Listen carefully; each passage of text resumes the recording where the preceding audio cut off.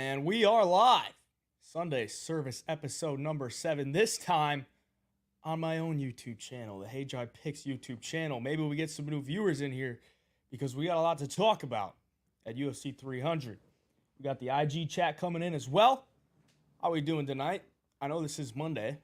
We couldn't do it last night because I was traveling back from Las Vegas. We were there in attendance. Man, it was absolutely insane, bro. It was unbelievable. That card was unbelievable. I know a lot of people, including myself at times, were questioning how good this card was going to be. But it really performed. I think the best card of the year, maybe the best card of the decade, maybe the best card of all time. Unbelievable stuff. How we doing, chat? Max Moneyline won you $1,500. That's some good stuff right there, brother. The man, the myth, the legend. Hey, Jive, what up, brother? How we doing? One of your best betting days? No, for me, obviously, if you follow me on IG, smacked the Moicano money line because he's our boy. He was just in here recording the Show Me the Money pod. Dude's on another level, okay? We smacked that for $3K. As far as my official bets that we give out on the Homo Fight Picks Discord, I was down, and then bang! Max Holloway at the buzzer. Plus 7,500 to bring me all the way back. It was insane, bro. That right there saved the betting card night for me, and I ended up just over 3 units, which was good enough for me, man. If I'm in the profit, especially if I'm up like 3 or more units, I'm happy. I'm not a guy that bets like 5 to 10 units a play. Like I'm usually a one unit, maybe 2, maybe 3 if I'm pretty confident. And then I do a bunch of sprinkles on props. And, I'm not going to be up a ton, and I'm not going to be down a ton. So if I'm in the profit, I'm looking good. I'm feeling good. So it was a good night overall. And the fights, if you're just a fight fan without even betting, bro, you're in for an absolute treat. Bunch of people joining up in the IG chat. How we doing? Holy. I know it sucks talking about this on a Monday because I always like to give my initial reactions on Sunday night. We couldn't do it last night. And there's no UFC this weekend, just as the Scope Goat says in the YouTube chat. No UFC this weekend, so there's not really much to talk about for next weekend. We got the entire episode is going to be recapping UFC 300. And then we had a bunch of fight announcements that Dana put out at the presser. We'll talk about that at the end of the show. I'll answer this real quick. Craney, what's considered a unit? A unit is basically essentially 1% of your bankroll. So say you have, just to keep things easy, say you have $100 that you're willing to bet on sports with. 1 unit would be $1. Okay, so a unit's going to be different for everybody. So it's a measurement we use. So let's say my bankroll is $100 and a Matty Betts bankroll is $10,000. We're going to have different unit sizes, okay? Just because it's a different bankroll. Some guy might only have $200 to play with. Then it's a unit of measurement that you can use to like identify how confident you are in a play type of thing. Thoughts on Islam versus Dustin? We're going to talk about at the end, brother, because we got UFC 300 that we got to talk about because the card was insane and a ton of headlines. So let's just get right into it, man. Start with the main event. Alex Pereira might be the most dangerous man on the planet. And I say that because he has the deadliest weapon. Alex Pereira has the most dangerous weapon in the UFC, the left hook. Okay, tell me one other guy that has knockouts by just one specific move. He knocked out Strickland with the left hook. Rattled Izzy with the left hook before he finished it. He knocked out Yuri with the left hook. And he just knocked out Jamal Hill with the left hook. That left hook is the most dangerous weapon in the entire UFC, maybe in entire MMA. I mean, probably for sure in the entire MMA. Alex Pereira's left hook is the most dangerous thing on the planet. Okay, it's just you can't really avoid it. It's his lead hand. It's his lead hand. Like a lot of people who are power punchers, it's their rear hand. That's the one you got to really be scared of. But Pereira with the lead hand, it gets on you so quick. He's so fast with it, and he's so sharp with it, so accurate. He times it so well. You can't even avoid it.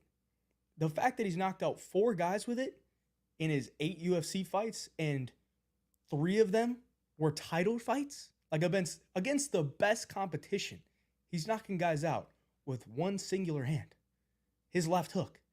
That's the most dangerous weapon in all of the UFC. And to add on the fact that he had that cold-ass moment with Herb Dean. He gets hit in the crotch by Jamal Hill. And he's like, all right, chill, brother. I'm about to knock this motherfucker out. And he goes and does it. And, bro, I'll be honest. Okay, so if you follow me, I put out the pick, the Hayjivepicks pick, because I'm forced. As a content creator in the space, I'm forced to pick a side. And if you don't know me, every pay-per-view, I go with the Hayjivepicks reel on Saturday morning to kick it off, and the pick is in there. Hazi ain't been doing very well. He's 0-3 in the last 3 pay-per-views. This one, Jamal Hill and Alex Pereira, I wasn't really confident either side. Because on the Hill side, it's like his competition he's faced, not the best. Like Glover, Thiago Santos, Johnny Walker. But he's got some good power. And on the Pereira side, I was worried he doesn't really take a punch that well. And when guys get downhill on him, kind of shells up, has that tall man defense. So I wasn't really confident in Pereira's ability to take the punch. And I wasn't really confident in the Jamal Hill side, just because he doesn't have that type of experience, high level experience to the point where he's facing Alex Pereira in there. So I wasn't really confident on either side. Actually didn't even have a single bet on either side as far as my official Homo Fight Picks bets go. The only bet I had on that was for the fight to not hit round 3, which hit. So I wasn't really confident in either side. And I'm like, yeah, I think one guy's going to knock the other out. I just don't really know which one. And I went with Jamal Hill. And it turns out Alex Pereira's like, all right, buddy, don't give a fuck. I'm going to knock you out with this left hook. That's what happened. A lot of that has to do with, I think, Jamal Hill disrespecting this man. Like, I got to give props to Jamal Hill, trying to sell the fight, trying to be very confident. I don't know if he was kind of building himself up, like he felt like he needed to build himself up to that, or if he was just doing that to try to, like, promote the fight. But, bro, the last guy that you should be talking shit to is Alex Pereira, because that man is so petty. If you get on that man's nerves, he is not going to go down. He will not lose that fight. I mean, that man literally sat in a bar watching Israel Adesanya win championships. And then he's like, oh, shit, I beat this dude twice. And he thinks he's calling me out, thinking I'm some bum. Literally worked his way into the UFC and knocked his ass out. Bro, you say one word to that man, Alex Pereira, he will knock you out. Do not talk shit about Alex Pereira. And do not disrespect his walkout. When I saw Jamal Hill in that octagon disrespecting the sacred walkout of Alex Pereira, I knew it was over. Okay, he grabbed that bow, broke it on his knee, and yeah, that was it, bro. Like, Alex Pereira is going to go in there and fucking knock you out. You can't disrespect that man because he is so petty, he will not allow you to be breathing or awake at the very least. The nut shot had Hill out on his feet. Bro, actually, I didn't really catch it because we were up there. We were in the lounge. I didn't really catch, like, what happened. But after watching the video, like, that kick landed on the cup pretty flush. Pereira's like, nah, bro. Chill, Herb. I don't want this man to feel comfortable whatsoever. And he capitalized on the moment, low key. Like, not a lot of people are talking about that, but he capitalized on the moment because Hill kicks him in the nuts. And he's probably like, oh, shit, wasn't supposed to do that. They touch gloves, and he's like, all right, we're kind of back in this fight. Let me throw a left hand. Bang! Left hook goes down. I think he was caught a little bit off guard. Pereira might be one of the best we've seen as far as like the dude came into the UFC. He fought some kind of a bum. First fight, fought a bum. But then he fought Bruno Silva. And Bruno Silva is not like a terrible fighter. He's not at like the very bottom. He's not a terrible fighter. Beat him. And then third fight, he's fighting Sean Strickland, a middleweight world champion. And ever since then, he's been fighting the highest level of competition. And now he's 7-1 in the UFC. Like, that's insane. That's insane. I got this man, Alex Pereira, has a light heavyweight title defense. So he's in what? Izzy won, Izzy twice, Yuri, Jamal Hill. That's 4 title fights in 8 UFC fights. And he's 7-1. That's nuts. What up, YouTube chat? Wayne Charles Dumas, how many years you been a UFC fan? Since a kid, bro? How many years you been a UFC fan since a kid, bro? That's a pretty hard sentence to read. I'm not going to lie, Wayne. Been a UFC fan 4 or 5 years. At like hardcore, 4 or 5 years. Do I have MMA experience? I mean, I train boxing. I train kickboxing, but I don't have any like real MMA experience. What up, brother? Fromfo. What up, brother? How we doing in the IG chat? Herzog stole my Whaley finish. Yeah, we could talk about that next.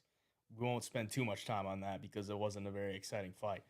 Well, before I get into things, on the Instagram chat, you might want to come over to YouTube because there's a timestamp where it cuts off the Instagram chat. So come on over to YouTube.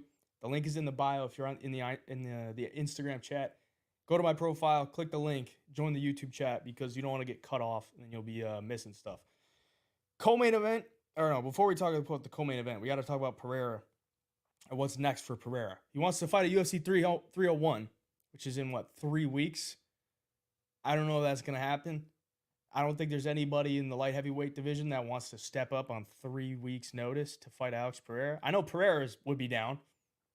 Pereira would 100% be down. But I don't think anybody's going to take that fight on 3 weeks' notice.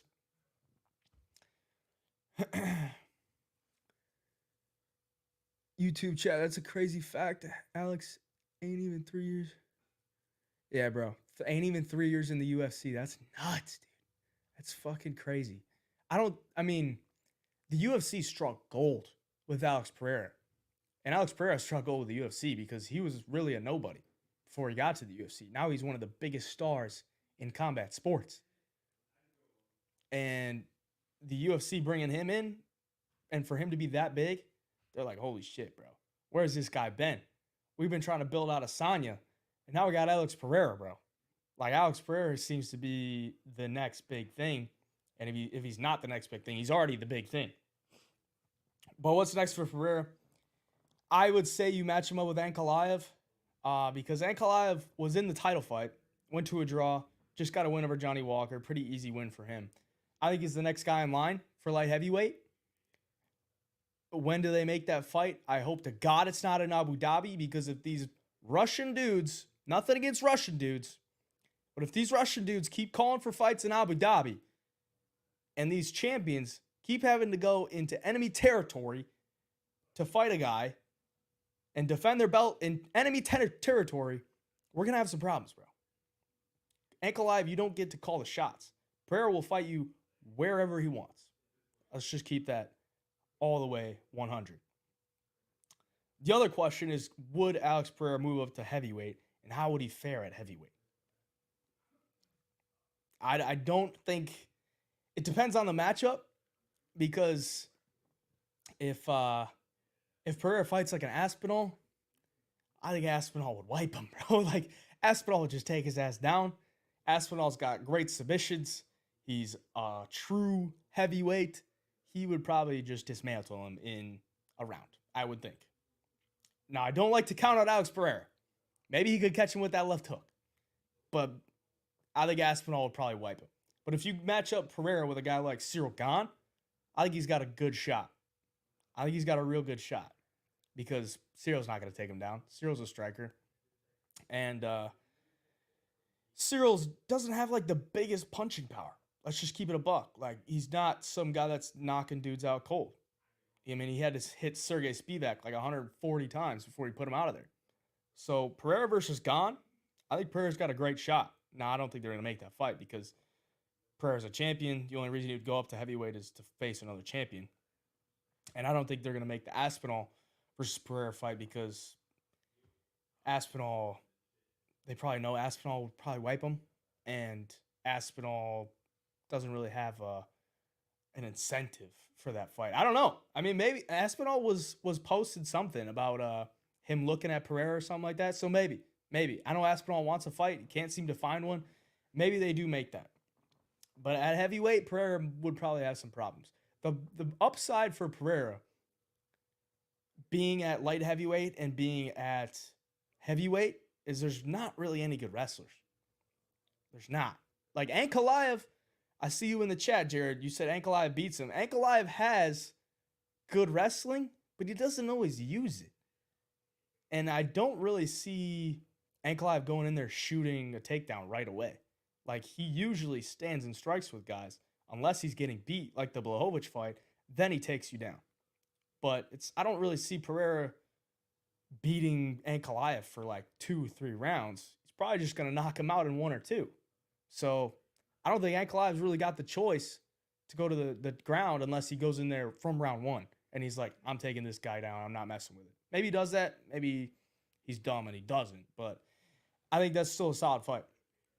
Scope Goat, if you had to predict how many pay-per-view would Alex versus Khamzat sell if Alex goes to middleweight again? Bro, I mean, that would be massive. I think that would be probably 800,000. I'm interested to see what UFC 300 pay-per-view sold. I'd probably put it at like 800,000, maybe $1 million. I don't know. I think the biggest was 2 mil or something like that. Obviously, all counter fights. So I mean, I don't think he's gonna get to a counter type of level, but the Khamzat Alex fight would be huge. I just don't see Alex moving down to middleweight really ever again. I don't really see why he would, because he looks amazing at 205. Paige Vandersteen, thoughts on 301? It's a decent card. We had to go through the ringer just to get UFC 300. Like, that card was so stacked. The month of March, the month of April is just everything outside of UFC 300 is just not that good. Like, we're getting Apex cards with nobody good. UFC 300 gonna have to take a hit because they're not gonna get, the Brazilian fighters that were on 300. Like, they're not gonna get a Moicano. They're not gonna get a Diego Lopez. They're not gonna get a Charles Oliveira. Like, you can't really boost up the 301 when you got 300 right behind it. It's just how it goes. Have you heard the rumor that Khamzat is banned from the U.S.? I have heard that, and I think it is true. I don't think he's banned. I just don't think he can get a visa to come fight here. So they're just having to go with the cards that are like a Abu Dhabi or a Saudi Arabia. Like, they got to do that. I don't think he can get a visa to fight in the U.S. or North America, which sucks. I don't know how these massive UFC fighters can't get visas. Never had to do it, so I guess I wouldn't know. But yeah, it's visa issues. I don't think he's banned, but it's just visa issues. Co-main event. Boring, fairly boring. Women's title fight. I didn't think Weili looked that good, but the fact that she didn't look that good and she still dominated, pretty damn impressive. And there's a pretty close or pretty fair argument that you should have stopped that after round 1. I mean, I thought Yan Xiaonan was out. Like, Weili had that rear naked choke in deep, and Yan wasn't really defending. There was about 6-7 seconds left on the clock where he was sunken in, and then the bell rings. Weili doesn't take it out right away, and Yan she was out, bro. I think Herzog should have stopped that. Yan Xiaonan was out. I don't think there's any way that you could say she wasn't out. Now, granted, she did kind of get up. She stumbled a little bit, but I would have called that. I think, like, if you can't get up right away, you're out. Sorry. But I think that fight should have been stopped. Other than that, I don't really got much on the co-main event. We don't need to really waste too much time right there. Let's get into the BMF title. Holy shit, Max Holloway. Holy shit. Max Alps absolutely dominated Justin Gaethje. I thought he won the first 3 rounds. I do believe he got knocked down in the 4th, but I'm not pissed that they didn't call it a knockdown. I think he got knocked down. I think Gaethje took the 4th. Max comes out in round 5, absolutely puts it on him. 10 seconds left. The boy says, come right here. Stand with me in the middle. And Gaethje's busted open. His nose is broken. He's tired. He's like, all right, maybe I can knock this guy out if I stand and trade with him. Nope. Right hand to the kisser. Goes down. Falls right on top of his head. One of the most disgusting knockouts I've ever seen. And your boy cashed the plus 7,500 ticket on Max Holloway round 5 KO. That was one of the greatest cashes of my life right there. As far as odds go, that is the greatest cash of my life. Plus 7,500, no better odds I've ever gotten than that. And there's a very good argument that is the best KO in UFC history. Let me ask you guys, because I put this out on my Twitter. What do you think's better? Leon Edwards' KO on Kamaru Usman after when he's about to lose the fight and he pulls something out of the fire, leg or head kick, knockout, cold, to become the UFC champion? Or is it Max Holloway standing in the middle after winning the fight, no reason whatsoever to stand and trade with one of the most dangerous guys on the planet, Justin Gaethje, and knocking his ass out cold with 1 second left? Which is better? Please tell me in the chat, which is better? Leon KO on Kamaru Usman or Max Holloway KO on Justin Gaethje? If it's up to me, I'm going to put them in 2 different categories. I think the best KO of all time, Max Holloway on Justin Gaethje. The greatest KO of all time is Leon Edwards versus Kamaru Usman. They're very different. Leon KO and Kamaru, he was losing the fight. He pulled greatness out of nowhere. That's what you call greatness. Greatness out of nowhere. Head kick, becomes the UFC champion after he was about to lose the fight. Best is a different category. The best is Holloway because he had no reason to do that shit. And he went out there and did it. And he did it in explosive fashion. Just body, right hand. Gaethje goes down limp. He was out. He was down on the canvas for a good 30, maybe even 30 seconds, maybe even a minute. He was out cold. We've never seen Gaethje out cold like that. I mean, we never saw Kamaru out cold like that either. But, bro, the Kababa on IG, the Usman was dominating the entire welterweight division. That's why I say Leon's is the greatest knockout of all time. Just considering the stakes, considering how great Kamaru Usman was, that's the greatest KO of all time. The best KO is what we saw at UFC 300. Max Holloway knocking out Justin Gaethje for the BMF title. That absolutely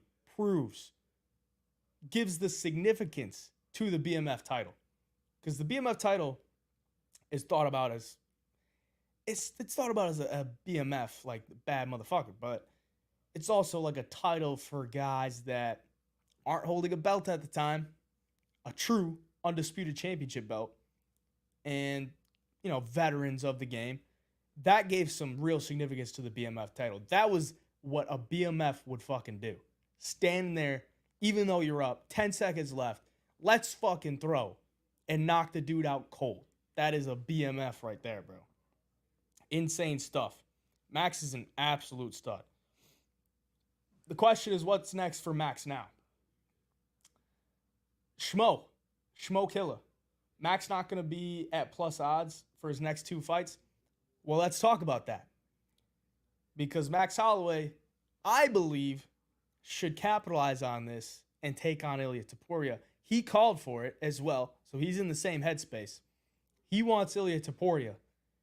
And right now, Ilya Topuria is the favorite over Max Holloway. So he is at plus odds.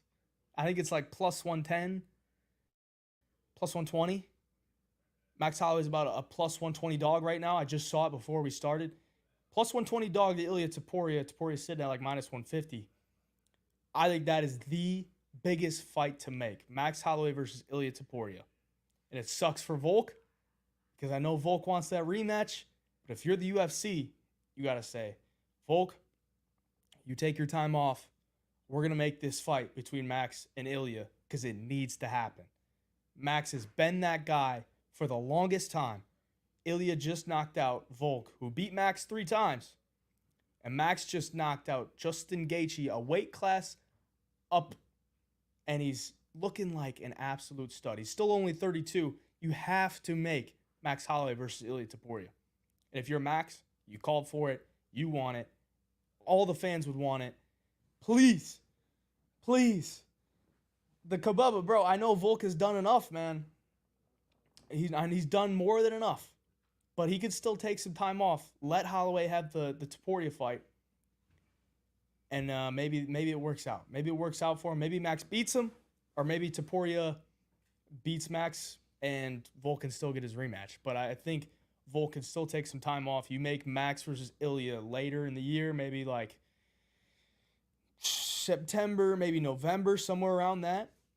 And Volk's, give Volk a year off. Like Volk fought in February. He doesn't have to come back until next February.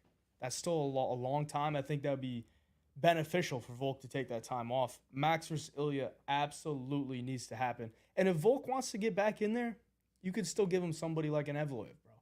Like, you're at a point, the UFC's at a point where they're like, what do the fans want to see? I think after last night, you can't argue that it's Max versus Ilya. Max versus Ilya is the biggest fight, I think, in the UFC to make right now.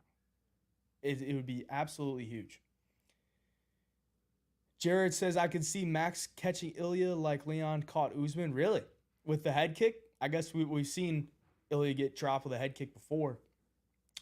But Max ain't like some crazy head kicker. I mean, those kicks he was landing on Gaethje were absolutely beautiful. You could see he timed that. He was probably drilling that the entire camp. That spinning back kick when Gaethje would duck down, caught him with it, broke his nose. Beautiful stuff. Ilya would lose a decision to Max. Ilya doesn't punch enough. I could see that. Scope Goat, I could see that. I think it's so intriguing because Max has never been knocked out. And if Ilya's got to stand there with a guy that's not going to go down, Max, you're not going to outvolume Max. You're just not. You're not going to do it. So he's either going to have to land more impactful strikes throughout the fight, or he's going to have to take the fight to the ground, which is something that Ilya can do. And I think that's what makes it even more interesting, because Ilya can take the fight to the ground if he needs to. And Max is solid takedown defense, very solid grappler, but Ilya is another beast on the ground too. So that is the fight to make, bro. Absolutely the fight to make. A lot of people are saying maybe Max versus Conor in the future after Conor fights Chandler, which could be huge for Max too, financially, obviously, but I think you got to go with Max versus Ilya. What's next for Gaethje? I don't even know. I would maybe say a Charles rematch, just because that'd be such an insane fight. I mean, the first one was absolutely nuts, and who's not going to watch that? But the reality of it is Gaethje's got to take some time off, bro. Gaethje's got to take some time off. I don't think he's coming back anytime too soon. You've seen enough Max wins. Do you think Max versus Ilya would be similar to Ilya versus Emmett? I don't, because Emmett doesn't have a lot of volume, and it's not even close to the boxer that Max is. Like, Max, amazing boxer, ton of volume. I don't think it would be anywhere close to Ilya versus Emmett, but I kind of see where you're coming from with that. I know Max has crazy aura right now, but I can still see Ilya taking him. I agree, bro. Scapegoat or scopegoat. I keep saying scapegoat. Scopegoat, I agree. Max got that aura right now after that shit. And I know a lot of people will be like, oh, Max cleans up Ilya. But I think Ilya could still take him. He's the betting favorite right now for a good reason. Conor versus Justin. Bro, Twigs, I didn't even think about that. Conor versus Justin would actually be sick. Thank you for bringing that up. Conor versus Justin would be nuts. And I think it kind of makes sense. Like if Conor beats Chandler, I think it makes sense. And even if Conor loses to Chandler, I think it makes sense. Conor versus Justin might be the fight to make. Twigs, you're really coming in the chat with the heat, brother. Conor versus Justin would be nuts. Shall we move on? I think we shall. To the Charles versus Arman fight, which sucks. Because I know almost everyone wanted to see Charles win. Now, I was actually sitting next to an Armenian guy, right next to me. And he was cheering his head off for Arman Tsarukyan. And I got to say, I was a little surprised how much support Arman had in that building. A lot of Armenian flags, a lot of Armenian people. They were cheering their heads off for Arman. One thing I got to say, how the fuck did Arman Tsarukyan survive those submissions?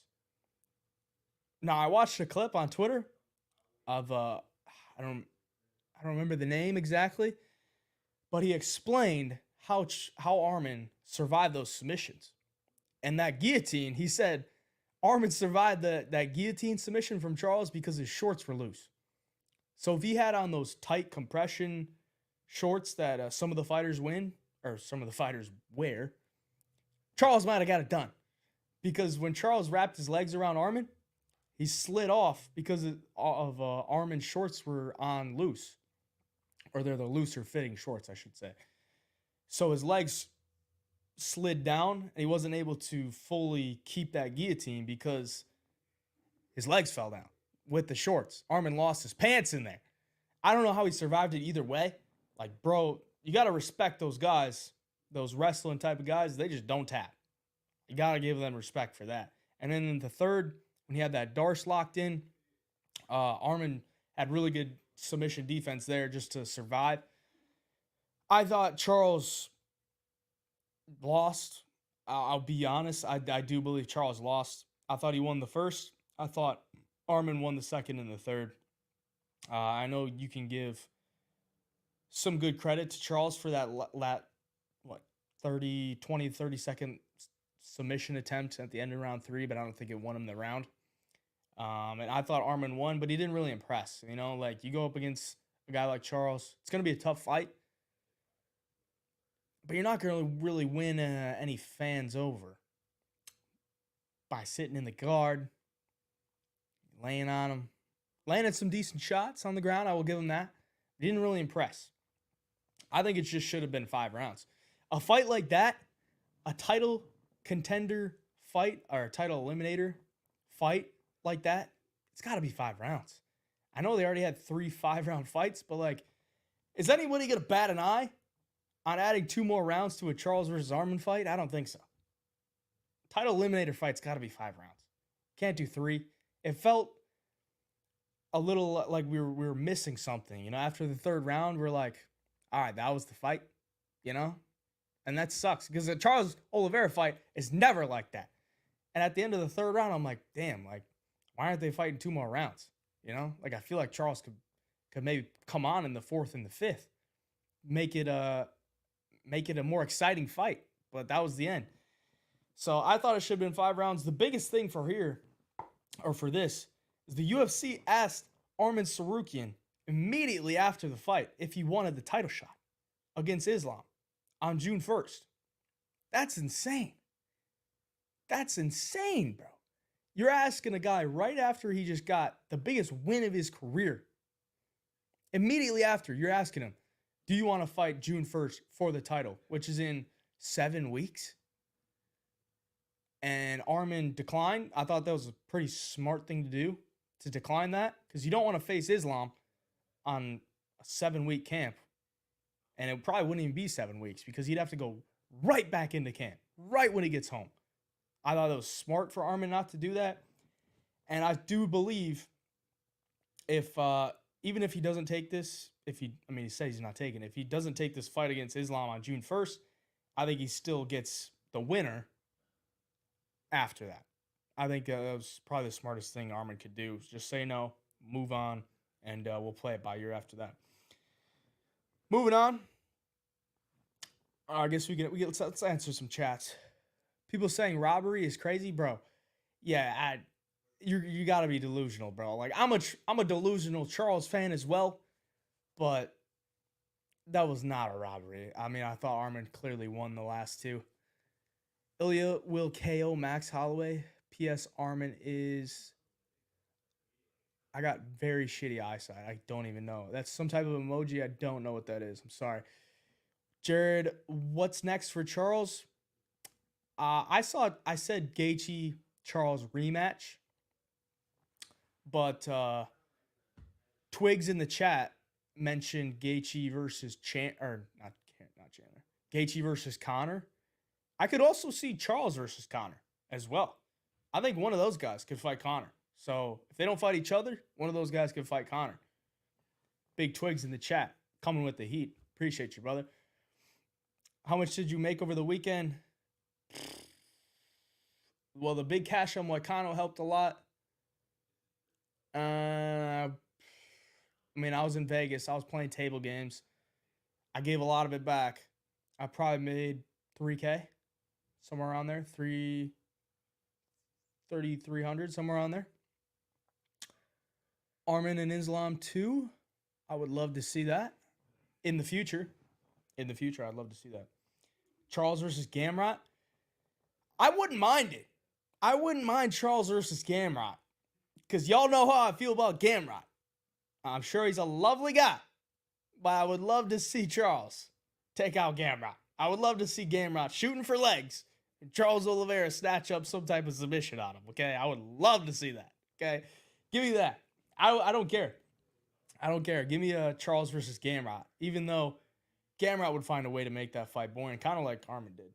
So, Dior Dev, bro, you had Moicano KO. You fucking savage, bro. I was literally standing at the kiosk. I just put $1,500 on Moicano, and I'm looking at the props because I want to put a little bit more on it. I was just gonna take Moicano in rounds 1 or 2, and then I was like, nah. I don't want to just spread it out. Let me just take him by submission, which was like plus 490, almost plus 500. It's like, let me just take him by submission. And then I saw the KO number. It was like plus 1,700 or something like that. I'm like, no, it's really juicy. But he's never won by KO. He literally got 0 wins by KO or TKO.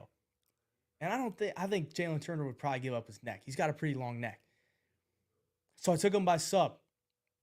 And then he got the first ever TKO victory for Moicano, bro. You're a legend if you had Moicano at plus 1,600, bro. That's insane. That's nuts.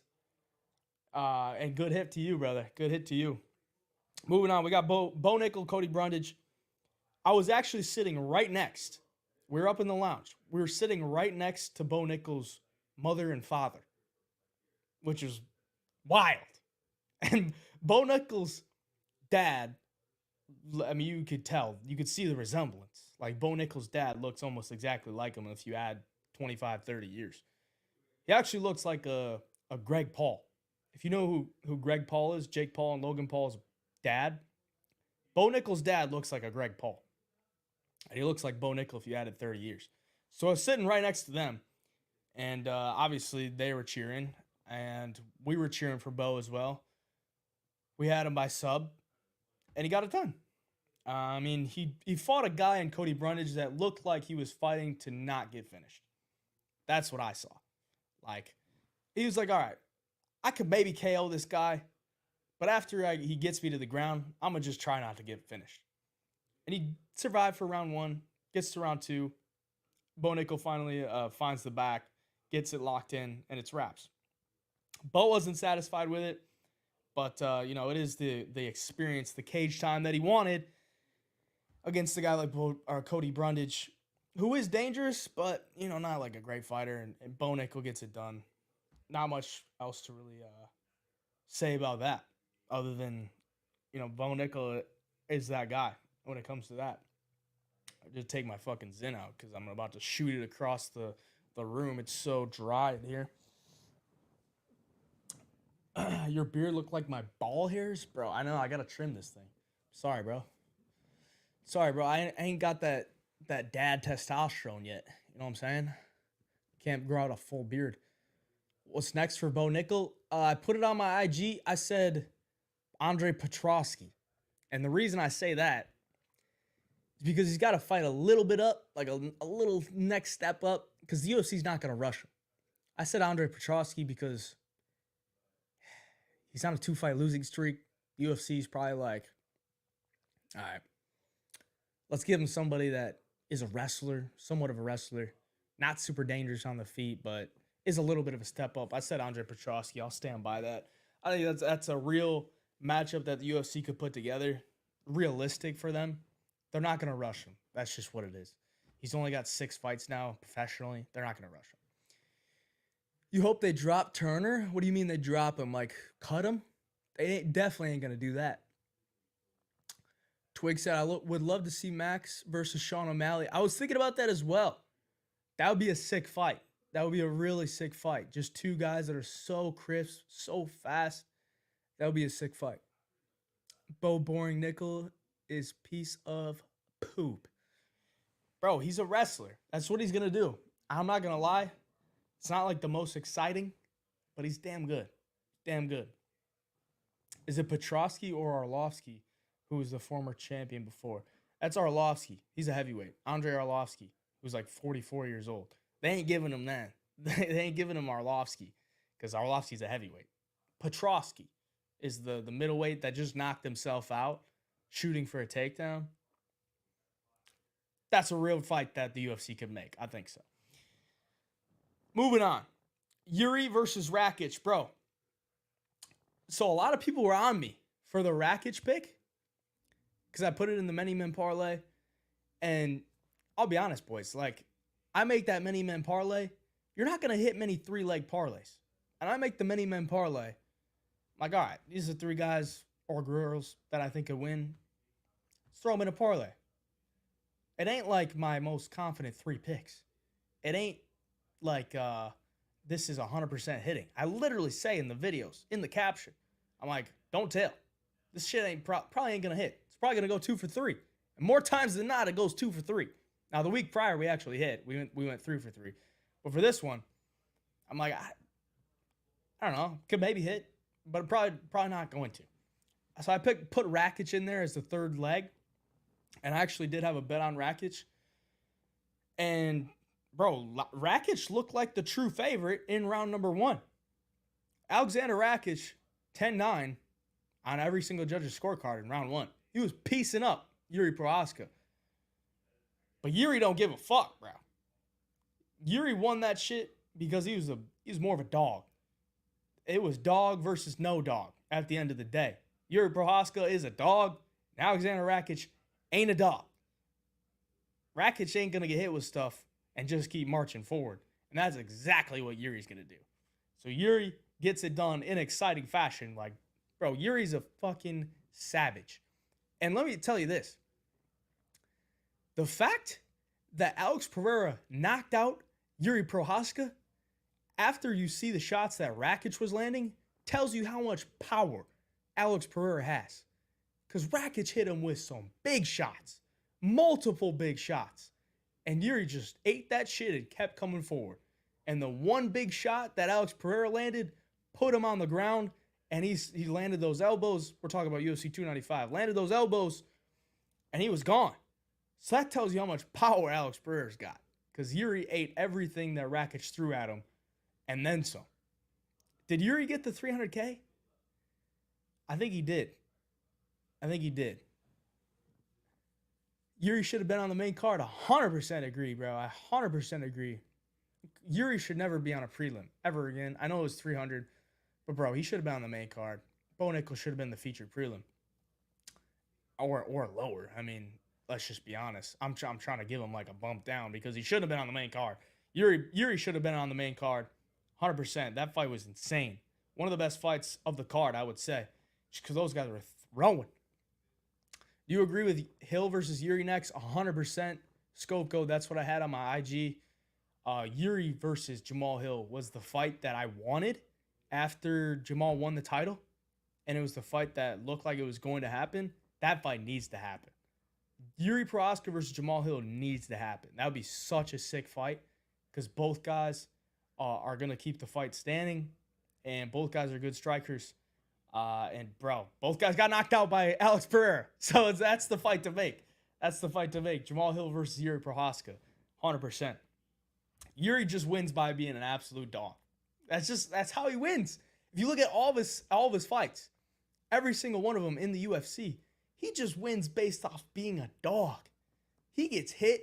He got hit with big shots against Uzdemir, big shots against against Dominic Reyes. He said himself, he got knocked out by Dominic Reyes. But he got back up and knocked out Dominic Reyes. And even in the Glover fight, he just won that shit by being a dog. He was getting his ass whooped. He had his moments against Glover, but he was losing that fight. And he won it with like 30 seconds left. 30 seconds left. He's like, all right, I'm the bigger dog here. I want this shit more. Let me lock up this submission. Becomes the UFC champ. Then he fights Pereira, gets knocked out because you get touched by Alex Pereira, you're going out. You can't overdog that. You can't overcome that. Doesn't matter how big of a dog you are, you ain't overcoming an Alex Pereira left hook. Yuri Prochazka last night, or 2 nights ago, just won that shit by being a dog. That's just how he is. It's insane because you watch his fights, you watch how hittable he is, you watch all the weird shit he does. It's not orthodox. He just wins fights off of being a dog. It's nuts. Who do you see beating Alex at 205? Honestly, I don't know. I don't think there's anyone. I don't. If you line him up against without Ankalaev right now, I would take Alex Pereira in a heartbeat. 100%. I don't think anybody beats him at 205. I don't. I can't even think of a guy. Like, I guess Ankalaev would be the favorite to, out of everybody else, to beat him just because he has the ground game. But I don't know that he would even use it off the rip. And if he ain't going to use it off the rip, Pereira going to knock you out, bro. I don't think anybody's beating him at 205. I don't. Ilya ain't knocking out Islam. I don't think anybody said that, but in the chat, I guess maybe. Oh, Colby O'Brien says Ilya will KO everyone at 155. Yeah, I don't think he's knocking out Islam. Sorry, bro. Sorry, brother. How? Like, how? I don't think Islam's not a guy that's going to stand and trade. That's the problem. We'll talk about that later with the Poirier fight. We'll move on. Aljo versus Cater. Not a lot. I mean, boring fight. Boring fight. But he dominated. I think he deserves a top 5 guy. I matched him up with Brian Ortega. I think that's really all that needs to be said about that. He's a top 15 pound-for-pound fighter. He was the champion 2 fights ago. He deserves a top 5 guy. He deserves a Brian Ortega. If he beats Brian Ortega, I think he could get a title shot, low-key. Like, Aljo's still good. He's still good. He's still that guy when it comes to the wrestling game. It's very hard to deal with. And Calvin Kattar had no answer. Moving on, we got Kayla Harrison versus Holly Holm. Kayla absolutely dominated her, like I expected. If you don't know Kayla Harrison, bro, was fighting at 155. Now she's fighting a 42-year-old Holly Holm. She's going to ragdoll her, and she ragdolled her easily. And I think she deserves a title shot immediately. Like, women's bantamweight division is absolutely terrible. You could throw Kayla in a title fight with Raquel Pennington. No one would bat an eye. Let's just keep it a buck. What up, Masty? How we doing? Thanks for joining the chat. Who should fight Movsar? Let's not forget about him.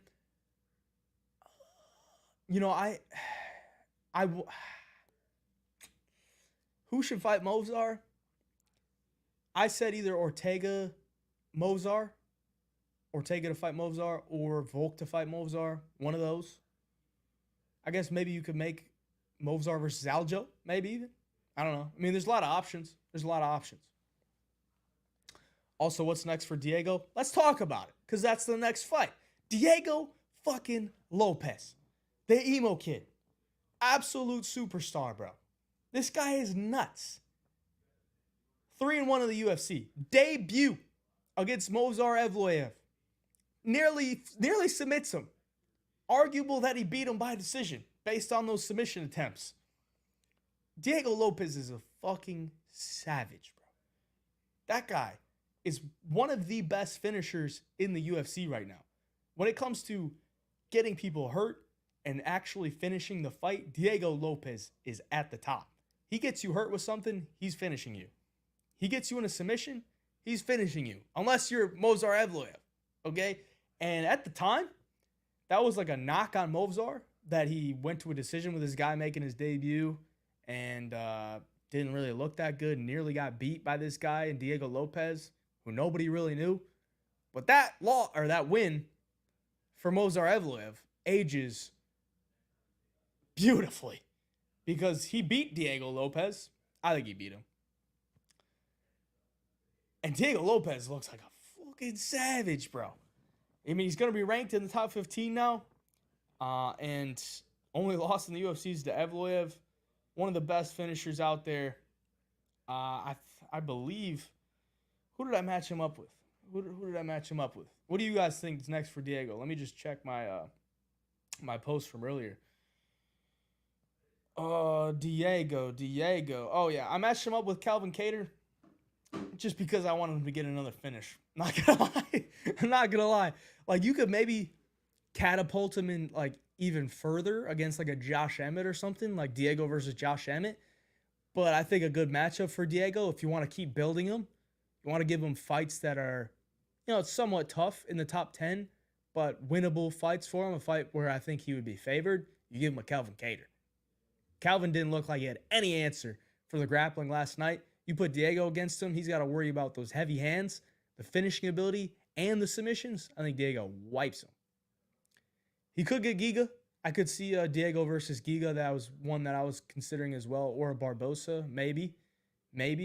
I mean, I would be okay with either of those. Giga, Kattar, Barbosa, one of those guys. You could, low-key, I mean, I don't think Evloev would take it. Connor says run it back with Diego Lopez. Diego versus Movsar, that would be insane. Just to see that rematch, that would be nuts. I don't think Movsar is going to go for that, though. I mean, he's undefeated. I don't think he's going to take that. Top 10 featherweight for sure, bro. Diego's that guy. Diego is that guy. Fellas, if you're on the IG chat, come over to YouTube, because in 7 minutes, it's going to cut off on the IG chat, and we're going to be here still on YouTube, because we still got a lot to go over. We got a couple fights left on UFC 300, and we're going to talk about the fight announcements. Islam Poirier, Strickland Costa, Conor versus Chandler. We're still going to talk about those. So if you're on the IG, come over to the YouTube. The link is in the bio to join, and we can read the chat off here. Talk about those fights. Don't give him Josh Emmett yet. Dude, I don't know. I think Diego would have a good chance against Josh. I know Josh just absolutely deaded Bryce Mitchell, and now Diego's kind of hittable on the feet, but I think that fight would be insane. Uncle Dana does love him, bro. He loves him. And, yeah, I'm really excited for the future for Diego Lopez. Moving on to the man, Money Moicano. Getting it done. Moicano wants money. Let me tell you, okay? There's never been a fight that I was so hyped for in my entire life than Moicano beating Jalen Turner. Jalen fucking Turner. We were up there in the lounge. I had my Moicano shirt on. I had $1,500 on Moicano money line. Everybody was saying he was going to lose. Everyone was saying Jalen Turner was a lock. And Money Moicano goes out there, takes him down in round 1, gets fucking dropped at the end of round 1. Loses the round just because he got dropped. Jalen Turner doesn't follow up. Thinks he's an absolute stud. Knocking down Renato Moicano. But I think he forgot that Renato Moicano cannot afford to lose. Renato Moicano can't afford to lose. And if you watched Renato Moicano versus RDA, this was like 2 or 3 years ago. If you watched that fight, you know that man's never out unless he is completely out. because he got battered against RDA for 5 rounds on a fight that he took like 6 days notice. He got battered for 5 rounds, never quit on himself.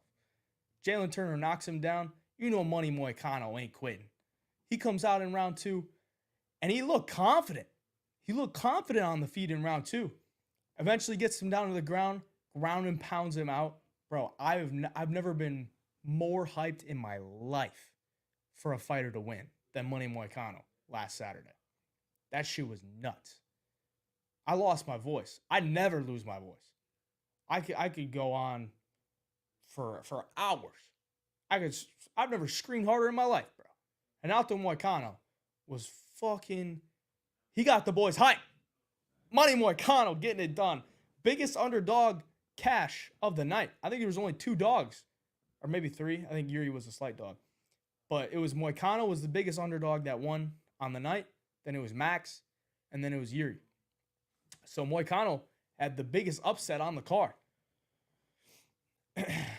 Jalen Turner is stupid. Moicano is boring piece of poop. 2 was lucky yesterday. Keep coming for my boy Moicano. You could keep calling him boring. You could keep saying Jalen Turner messed up. But Moicano got that shit done. Did Turner mess up? Maybe. But at the end of the day, he got bitched on the ground. Our boy Money Moicano bitched that dude on the ground, made him quit. He had no other option but to shell up, take those shots from Moicano, and take his loss. Guy's a fucking stud. Guy's an absolute stud. So happy for the boy Moicano. And I'm super excited for him in the future. Dude is legit. You cannot hate on Money Moicano. Okay, he's an ex-featherweight, top 10 featherweight, moves up to lightweight, does his work, gets his wins in the lightweight division, and now he's going to be in the top 10, maybe. I think he's like top 10, somewhere on there, maybe ranked number 10. He's going to get a top 10 matchup.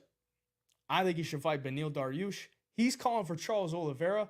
I'd be put in a tough spot because I love Charles. I love Moicano, but I mean, I would go with Moicano. Moicano's our guy. I would be on the Moicano side if he fought Charles, but I would rather see him fight Beneil Dariush because I think he takes Beneil all day, every day. And the Charles fight is a much bigger fight, a tougher fight, but it is a fight that I believe he can win. You're glad Renato won. Jalen shouldn't celebrate early. I agree, brother. You can't stop the fight on your own, brother. You got to finish that fight, and he should know that. He should know that. He was the guy. Jalen Turner was the guy that beat the shit out of Bobby Green after he was deaded. You should know you can't stop the fight unless the ref stops it for you.